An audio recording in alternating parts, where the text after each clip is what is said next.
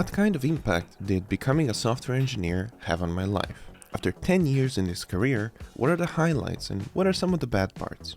This video is my personal story. There's no course, there's no sponsored segment. I just want to give you guys a perspective on this career. Starting from the beginning, I was a broke university student and I was looking for ways to make some money on the side. I studied computer science because frankly, I believed it had a higher chance of paying the bills than being a physics student, which is what I truly wanted to be. I was always okay with math and physics and I really loved them, but I played around with coding in my free time like a hobby. I made a bunch of cool projects back in the day. I remember I had this one book on Java which really formed my early understanding and intuition for coding. In retrospect, I think the quality of this book was the key factor, not so much the quality of the Java programming language. The thing is, once you become good at something, it starts rewarding you with things you didn't really imagine at the start. And I want to tell you about what those rewards were for me in order from least important to the most important. Reward number 1, the developer community.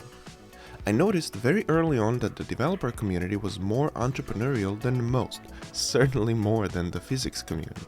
There was a very noticeable can-do vibe and some contagious optimism. Everyone was building something, hustling, talking about projects. It was a big inspiration for me and I felt like I was being pulled forward instead of constantly having to push against some imaginary wall. As a developer, I worked with a startup based in the US, and even though I worked remotely, they invited me over a couple times to work from there. It was a transformative experience for me. It may sound silly, but being so far away from home and also feeling right at home when talking to other developers and entrepreneurs from halfway across the world made me feel like I belong somehow. I don't know. Reward number 2, financial rewards. In my years working as a developer, I was generally paid adequately, okay, satisfactory. There is a huge difference, of course, between developers in the US and everyone else, and I naturally fell right smack in the middle of that everyone else category. But even though I didn't get rich in these 10 years in the same way that people of my similar skill and experience are getting rich in the US, it's honestly been 10 years since last time I checked the price on some everyday item like food, rent, clothing or vacations.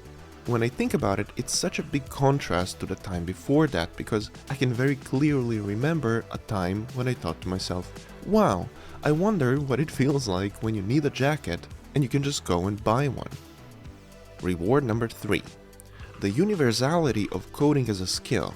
For reasons you might be able to guess by now, for the longest time I wanted to move to the US and work from there as an engineer. But life is unpredictable, and I ended up moving to Norway for my family a couple of years ago. Now, if I were in any other profession and I wanted to find work in Norway, I would first have to learn the Norwegian language, then potentially spend money and a lot of time getting all my certifications recertified and translated and whatnot, and only then start looking for a job. But because I was a developer, I got an interview with a company almost immediately, and the interview was of course in English. I invite you to entertain the idea how valuable that is. And also maybe you can entertain the idea of subscribing and hitting that like button. People think that the perks of software engineering are like playing games at the office or getting some free snacks. That doesn't even register on the chart comparing to how universal this skill is across the world. But now let's talk about the final reward. Going back to my entrepreneurship aspect of software engineering, the skills you learn as a developer position you so well to start your own business. There are so many free resources both to learn but also to use. For example, if you're clever about distributing your workloads across the free tiers of different cloud providers, you can run a huge project for like $10 a month or something. Compare this to any other career. Let's take a well-paid one like lawyers. No matter how many years you work as a lawyer, you're not getting any closer to opening up your own firm unless you saved a bunch of cash in the meantime. But as a developer, if you stumble upon a cool idea, you can build a massively successful product with basically no capital. How crazy is that? Also, when your product is ready, there's no limit to how many people can buy it. You have no distribution costs, no logistics to worry about. You don't have to deal with product returns or physical locations. There are countless single-person businesses out there making a couple of $1 million a year, and that is a gift that no other profession can give you. Even the ones that are universally recognized like UI design or something similar, you still cannot build a product as a UI designer alone, but as a developer you can.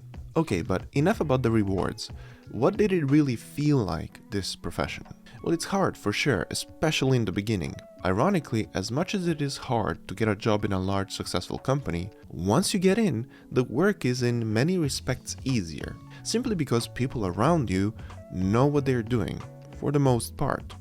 In contrast to that, when I was just starting out, typically because you have no experience, you apply for jobs that pay less. Then turns out the reason they pay less is that they can't afford developers better than you, which by definition means the code base is shit, and people don't really know what they're doing for the most part. But it gets better with time. It is important to keep working on your own side projects because at least there you have a clean environment to use the skills you have and improve every day, outside of the constraints of the work that you're doing at the moment for money. In the more recent years, however, I feel like I saw a lot of developers around me kick it into the slow gear. They find comfort in the simple, repetitive nature that coding eventually becomes. Yeah, people will tell you, you are problem solving every day, but the truth is most devs are not really breaking any ground. I'ma be honest with you here, a lot of them are just riding along the same old groove of replacing old stuff with new that for the most part is just different, not necessarily better. In with the cloud, out with the cloud. In with Kubernetes, out with Ansible. In with Redis, out with Redis. In with microservices, out with microservices. In with monorepos, out with monorepos. And on and on and on. Many people thrive in this environment, but I personally don't. Way too much bike shedding goes around in the quote-unquote senior and architect roles. A lot of fake, imaginary and inflated responsibilities. A lot of office politics too. But still, you can always do your own thing. After all, coding is a hobby as much as it is a profession.